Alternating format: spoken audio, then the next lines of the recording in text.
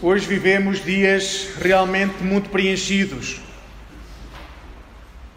Não somente no nosso trabalho, como também na nossa família, nas nossas amizades, mesmo na igreja, tudo anda a um ritmo acelerado demais.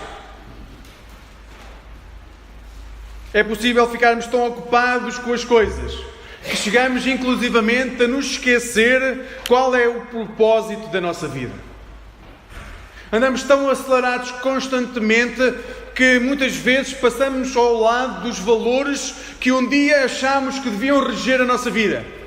E hoje são apenas uma memória longínqua da qual já nem sequer conseguimos identificar realmente esses valores. Então o que era uma bênção no passado começa a ser um peso sobre os nossos ombros. O que devia ser uma dádiva, vivida debaixo da presença de Deus, passa a ser quase aterrador na forma como nos consome. O que devia dar prazer e ser uma alegria, passa a ser um sacrifício. Vivemos debaixo da aterradora expressão, somos obrigados a. Nós somos obrigados a estar com a família, nós somos obrigados a ter de trabalhar, nós somos obrigados a ter de ir à igreja. Porque senão o que é que as pessoas vão pensar? O que é que a minha mulher vai pensar? O que é que os meus colegas de trabalho vão pensar? O que é que os presbíteros da igreja vão pensar? Somos obrigados a. Quando os cristãos se tornam adeptos de alguma coisa, normalmente esquecem-se de qual é o valor primordial da sua vida. Quando nos tornamos adeptos do valor das coisas e não do seu propósito. Deixamos de ser discípulos de Jesus e passamos a ser fãs. Fãs de forma geral. Nós somos fãs do trabalho quando gostamos dele. Mas quando não gostamos, somos mordazes na forma como falamos de quem trabalha ao nosso lado, ou do nosso patrão, ou mesmo da política que segue a empresa. Nós somos fãs da família. Mas quando surgem os problemas, hoje é muito comum as pessoas afastarem-se. Somos fãs da igreja, mas quando somos chamados a servir, outras prioridades se levantam. Nós somos fãs. E há uma diferença muito grande entre ser um fã e ser um discípulo de Jesus. É que o discípulo procura sempre fazer a vontade do mestre. Sempre. Um discípulo tem como meta fazer a vontade do mestre, ser igual ao mestre, caminhar os caminhos do mestre. O fã procura o sucesso. E procura o sucesso de tal forma que quando não o encontra, coloca as suas teorias acima das teorias do mestre.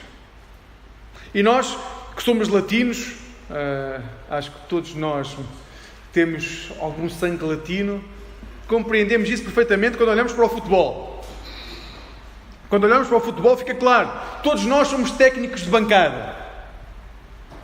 Quando a nossa equipa ou o nosso time está a ganhar, é fenomenal. O treinador é o melhor treinador do mundo, não o tocaríamos por nada. Ele conhece o sistema como ninguém. Quando uma equipa começa a perder, todos nós dizemos, pois, ele colocou aquele, não devia ter colocado. Então, mas ele não compreende que esta tática não funciona? Somos fãs. Quando temos sucesso, apoiamos toda a gente. Quando o sucesso vai embora e chegam as derrotas, e chega a amargura, e chega a tribulação, criticamos. De cima a baixo, quem está ao nosso lado.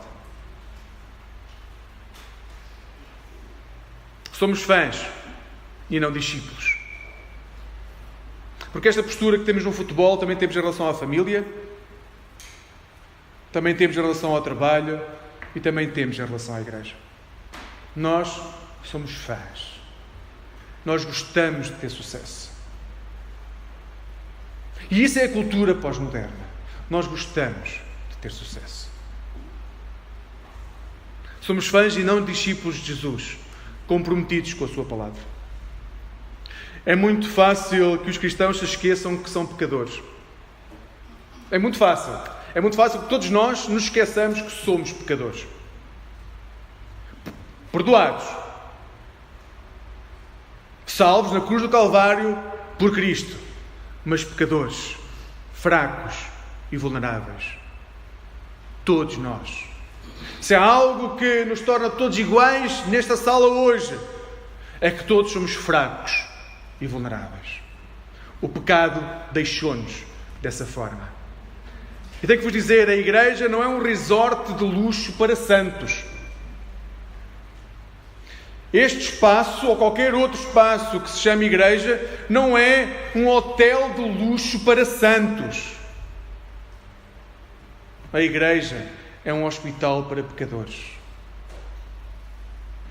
A igreja é o local onde os pecadores podem conhecer o seu Mestre, o seu Salvador. E é isso que hoje nos vai recordar Levi, ou Mateus, como quiserem chamar, que somos pecadores, mas há alguém que nos pode tirar desse pecado, transformar a nossa vida e dar-nos alegria. Deus veio ao mundo e não se contentou em estabelecer contactos visuais e esporádicos com a humanidade. Em Jesus, Deus encarnou na nossa humanidade e tocou o mais profundo do nosso ser.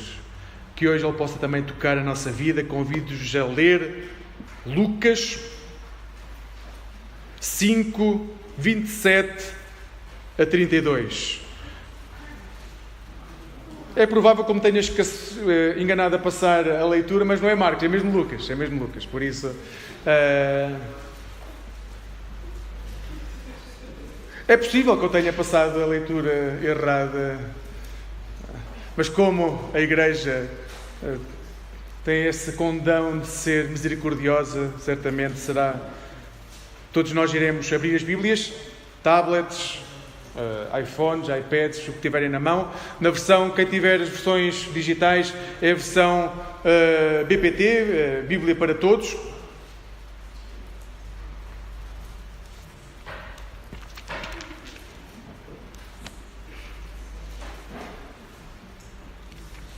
Diz assim o texto: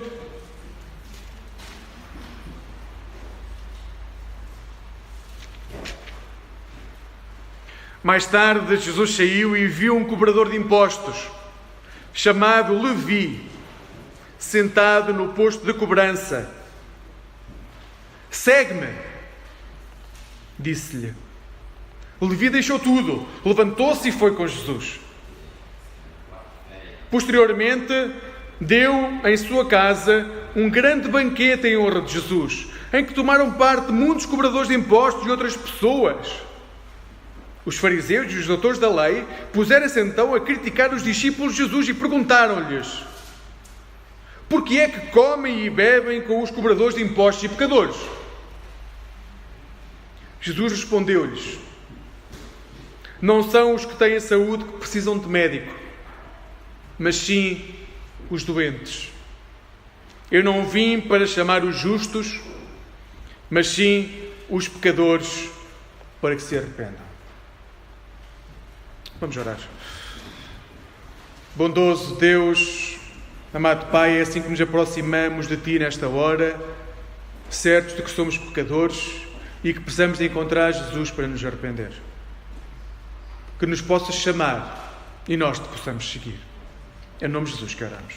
Amém.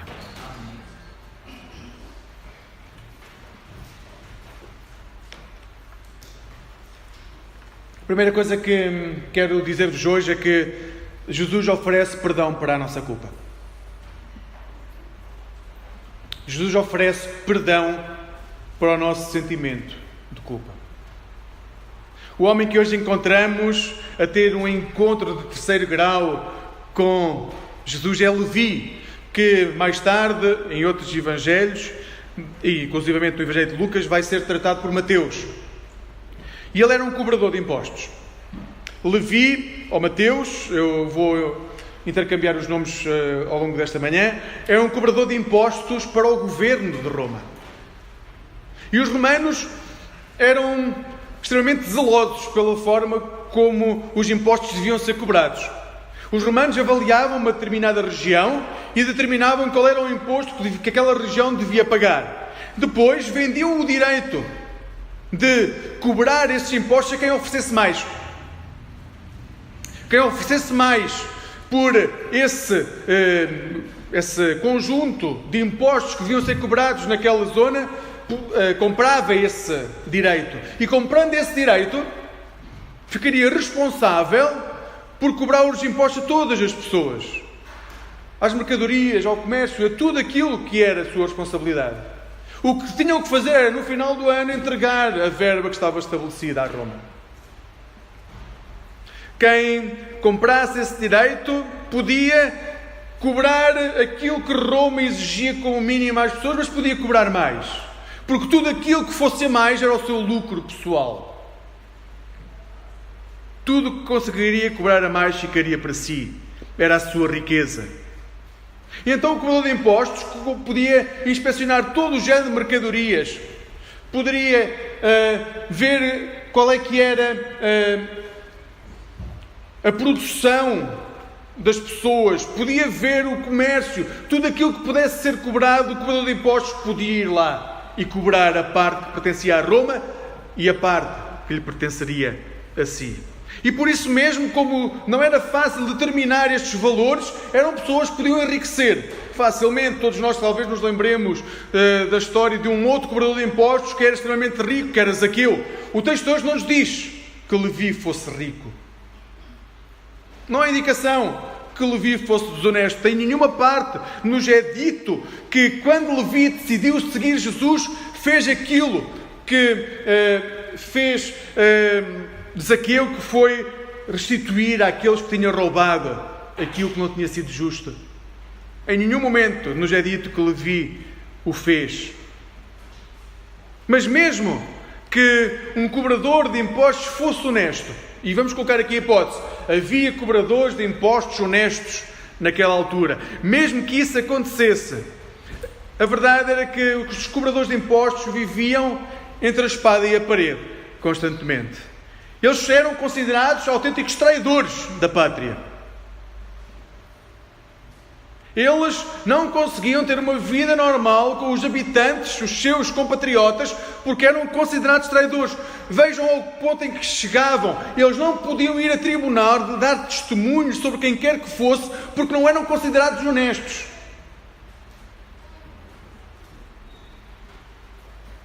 Eram homens pouco respeitados. E não poucas vezes eram excomungados das sinagogas. De acordo com o sistema religioso da época, não havia esperança para homens como Levi, que se tinham vendido ao poder do império invasor. Então, no meio desta miséria, este homem tem um encontro, um contacto com Jesus. Onde as pessoas viam um traidor, Jesus vê um futuro discípulo. Onde as pessoas veem um ladrão, Jesus vai ver um futuro evangelista. Onde as pessoas viam um perdido, Jesus vai ver alguém que vai anunciar o Evangelho para que muitas pessoas conheçam a salvação. Deus pega um homem que está na miséria e retira-o dele.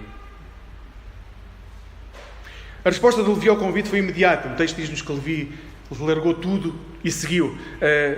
Lucas é o único que diz, que dá esta expressão. Nenhum outro evangelista fala nem de Levi, nem dos pescadores, Pedro, André, Tiago e João. Lucas é o único que diz, quando eles são chamados, largam tudo e seguem Jesus. Para Lucas é importante ter esta noção. Quando Jesus chama, larga-se tudo e segue-se Jesus. Para Levi seguir Jesus era um sacrifício substancial. Nós estamos a dizer a alguém que tinha contraído um contrato com Roma, de pagar a Roma uma determinada verba, e que era odiado por todos, e agora ia seguir este mestre. Se a coisa não corresse bem, ele não tinha para onde voltar. Roma não iria aceitar de volta, e os seus compatriotas não iriam aceitá-lo, porque o consideravam traidor. Levi tomou uma opção de vida e arriscou por Jesus. Todos aqueles anos de culpa, de afastamento, de solidão, em tantas áreas da sua vida, foram transformadas naquele momento em que Jesus ficou face a face com Jesus. Quando ouviu as palavras: vem e segue-me. Vem e segue-me. Nesse momento nasceu uma nova pessoa. E é interessante que Mateus, o nome pelo qual nós conhecemos Levi, significa dom de Deus. Levi compreendeu que aquele era o maior dom que Deus lhe podia dar: chamá-lo para ser seu discípulo. A partir daquele momento, os pecados passados estavam perdoados. Uma nova vida tinha início. E esta nova vida que teve início foi extraordinária, porque ao ter consciência daquilo que estava a viver naquele momento, o que Levi faz a seguir é chamar todos aqueles que eram pecadores como ele e dizer: venham, vamos celebrar, venham conhecer a pessoa que me transformou. Levi queria celebrar a vida. Levi quis fazer um banquete, mas não somente para Jesus. Há uma coisa que às vezes gostamos muito, que é, achamos que Jesus é o nosso ídolo pessoal. Gostamos de o ter bem perto de nós, mas não muito perto daqueles que estão perto de nós. Levi fez exatamente o contrário. Conheceu Jesus e quis chamar toda a gente para conhecer Jesus também. Porque Jesus tinha mudado a sua vida e ele sabia que aqueles homens pecadores como ele, aqueles homens que viviam em isolamento como ele, podiam ser transformados se conhecessem Jesus. E então Levi criou essa oportunidade. Nos nossos dias é muito provável que aconteça ao contrário. O homem da pós-modernidade leva uma vida tão longe de Jesus que, se fizer um banquete, era muito provável que até preferisse que Jesus não estivesse. Porque se Jesus não estivesse, então poderia falar de forma mordaz, agressiva e violenta de quem não está, poderia beber até ficar embriagado, ou podia planear esquemas que nada têm a ver com os valores do reino. Ou pelo menos Jesus poderia estar, mas só uma parte do banquete. O outro era melhor que Jesus fosse fazer as coisas importantes que tivesse para fazer, porque haveria outras que nós, humanos, gostaríamos de tratar se não está por perto. E não achem que é só os outros. Olhemos para a nossa vida, olhem para a vossa vida e vejam quantas vezes os nossos pensamentos, os nossos valores não jogam com a presença de Jesus. Levi poderia ter feito exatamente o mesmo. Podia ter celebrado como se fosse um domingo de manhã. Podia ter estado, ter tido um momento de êxtase, um momento de encontro pessoal, de transformação, onde os seus sentimentos estivessem aflorados como nunca, e depois daquele encontro ter dito a Jesus: eu agora vou celebrar com os meus amigos e encontro-te amanhã. Ou no próximo domingo às 11 da manhã na igreja. Mas não é isso que ele faz. Quando Levi encontra Jesus, ele diz: anda comigo à minha casa. Deixa-me celebrar contigo a vida. Naquele momento, as pessoas estavam divididas em dois grupos: os justos e os pecadores. Os justos eram todos aqueles que seguiam as regras. Eram todos aqueles que faziam as coisas certas. Associavam-se às pessoas certas. Os justos eram até aquelas pessoas que eram vistas e avaliadas por aquilo que não faziam, pelas pessoas com quem não se davam e pela forma onde não iam a determinados sítios. Tudo aquilo que eles não faziam, não eram e não frequentavam, determinava se as pessoas eram justas. Porém, o que o texto nos diz hoje é que quando nós vivemos dessa forma, criamos barreiras ao próprio Jesus. Criamos barreiras a que outros conheçam Deus. Quando nós temos medo de estar com as pessoas, nós criamos barreiras para que essas pessoas conheçam o nosso Senhor. É que estar próximo de Deus vai muito além daquilo que os fariseus e escribas acreditavam naquele momento.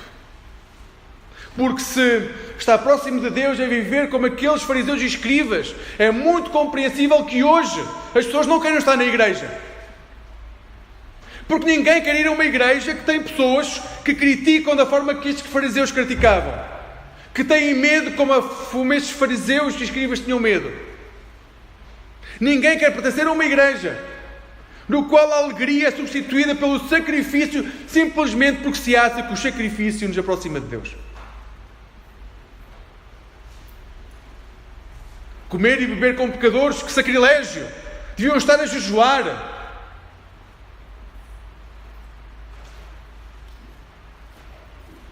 A miséria dos líderes religiosos nunca atraiu ninguém. Nunca atraiu ninguém. Então a pergunta que hoje vos lança, há duas perguntas, é: que imagem passamos nós como cristãos? De alegria ou de pena constante por nós próprios, de dor, de sofrimento, de miséria? Que imagem passamos como cristãos? E segundo, estamos contentes por ir para o céu sozinhos? Por sermos tão especiais? Por sermos tão bons que nós vamos para o céu ao contrário de todos aqueles que nos rodeiam? Que são pecadores infames que nunca vão descobrir a salvação? Jesus escandalizou os fariseus, indicando que não há pessoas boas e pessoas más. Apenas pessoas que sabem que são maus e pessoas que não o sabem. É a única diferença. Os escribas e os fariseus viam Levi e os seus amigos como pecadores condenados. Jesus via neles pacientes, espiritualmente doentes, que precisavam de uma ajuda especial, a ajuda de Deus. E o primeiro passo para curar esta doença da alma, esta noite escura que invadia a alma, era eles poderem admitir que havia necessidades que eles próprios não poderiam curar. E eu os convido-te a reconhecer a mesma coisa. Há parte da nossa vida, há áreas da nossa vida que nós nunca vamos conseguir curar. Somente Jesus nos pode curar. Há formas de pensar, de agir e de ser que nós por nós próprios nunca vamos conseguir curar. Só a chamada de Jesus vai curar. Jesus veio para nos salvar. É importante que saibam disso. Jesus veio para vos salvar. Jesus não veio para vos condenar. Ele veio para vos trazer a salvação. E uma salvação que traz alegria. Uma alegria que é partilhada num banquete. Um banquete celestial que começa já com a instauração do reino. E que irá ter o seu auge apoteótico com a segunda vinda de Cristo. Mas nós somos convidados a participar desse banquete. E participando desse banquete aqui e agora, nós somos convidados a partilhar essa alegria. É que nós somos chamados a ter uma visão no qual Cristo é central. Uma cosmovisão cristocêntrica. Na época de Jesus, os fariseus defendiam que os piedosos deviam jejuar 2 vezes por semana. Deviam jejuar à segunda e às quintas. Para eles, o jejum era sinónimo de luto. Para os fariseus, o jejum era um sacrifício. Jejuar era um sacrifício. Jesus vai dizer mais tarde: quando jejuarem, não andem como se a vossa cara estivesse toda desfigurada. Não, se jejuarem, que ninguém perceba aquilo que vocês andam a fazer. Mas era normal, as pessoas jejuavam e andavam com cara triste, de sacrifício, de dor. Como se isso fosse aquilo que atraísse a atenção de Deus. Eles jejuavam, passavam mal de sacrifícios e Deus olhava para eles e dizia: oh, coitadinhos dos meus filhos. A ideia que está por trás desta visão é que para ser uma pessoa muito espiritual temos que sofrer muito. Temos que viver uma vida muito desconfortável. E então, durante a Idade Média, muitos dos religiosos tinham chicotes que colocavam as costas a sangrar porque tinham que sofrer, tinham que expiar as suas culpas através do sofrimento. Porque a dor aproximava as pessoas de Cristo.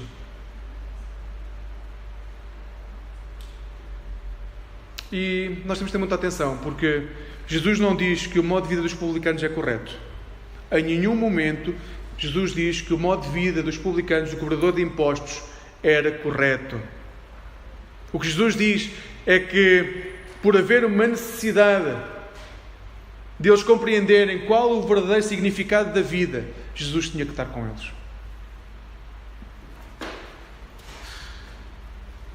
Mas ao mesmo tempo Jesus deixa claro para os religiosos da sua época e para os religiosos de qualquer época que tampouco eles compreendiam qual é que era a missão do Messias.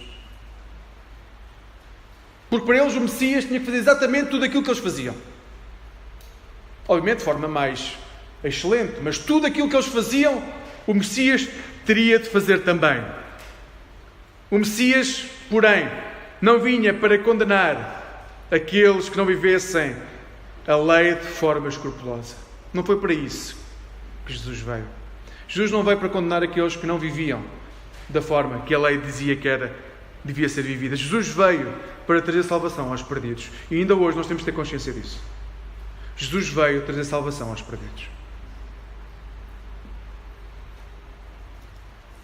Se há aqui alguém que acha que não está perdido, lamento dizer-vos, não está aqui a fazer nada nesta sala.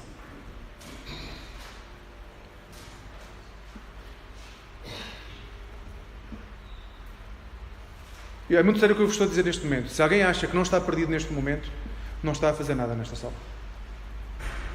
Porque não precisa de Jesus.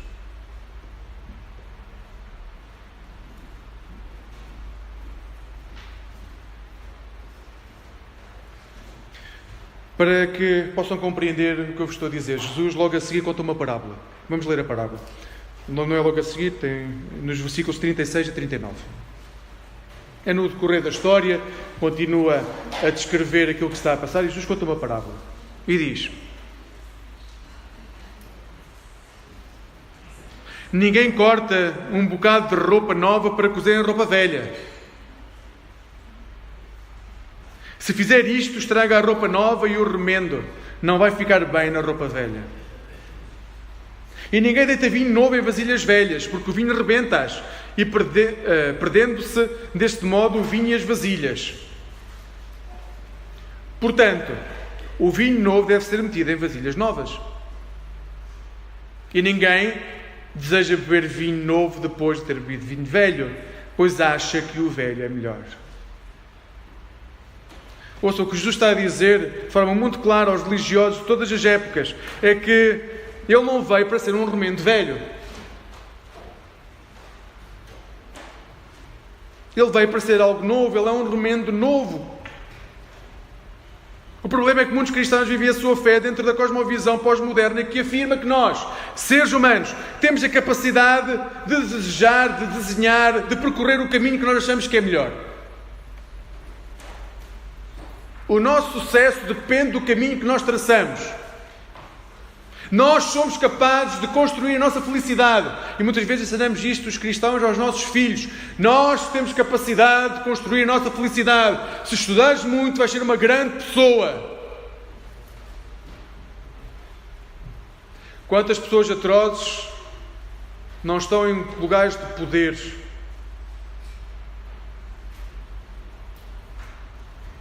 O ser humano pós-moderno confia mais em si mesmo do que confia em Cristo. E então a máxima da reforma, somente Cristo, não tem significado. Ouçam, não tem significado. Hoje, qualquer pessoa que não seja cristã, ouvir um cristão a dizer somente Cristo, vai pensar duas vezes se estamos a mentir. Porque olha para as nossas vidas.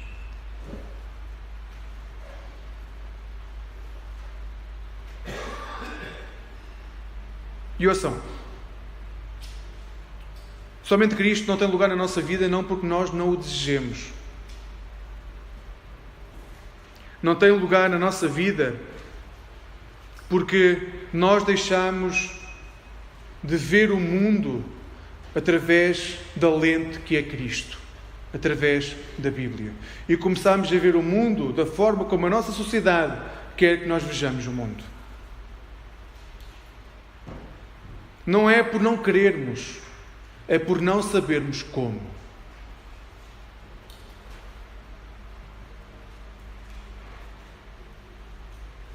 Jesus nunca poderá ser algo mais na nossa vida. Jesus não pode ser apenas algo que é acrescentado à nossa vida. Quando Jesus chega, Ele diz-nos: veio e segue-me. Consegues largar tudo? Se conseguires largar tudo, segue-me. Se não conseguires, não me podes seguir. Eu posso transformar a tua vida, mas estás disposto a ser meu discípulo? É que se não fores meu discípulo, a tua vida não será transformada. Se for apenas para ser um remendo novo, num tecido velho, eu vou destruir a tua vida. Se eu for um remendo novo e tu continuares a ser um tecido velho, tu vais rasgar-te todo, tu vais deteriorar-te, tu vais destruir-te. Como um remendo em roupa velha ou o vinho novo em vasilhas velhas. Mas Jesus vai mais longe e recorda os líderes, os religiosos, que têm um grande problema, que não se conseguem alegrar com o banquete. Chega ao vinho novo e ele continua a dizer: não, o velho é que é bom. E nós não estamos a falar propriamente de vinho do Porto. Nós estamos a falar de uma altura em que o vinho era pouco mais do que vinagre. E Jesus está a dizer: mas vocês continuam a dizer o vinho velho é que é bom e nem quer provar o novo.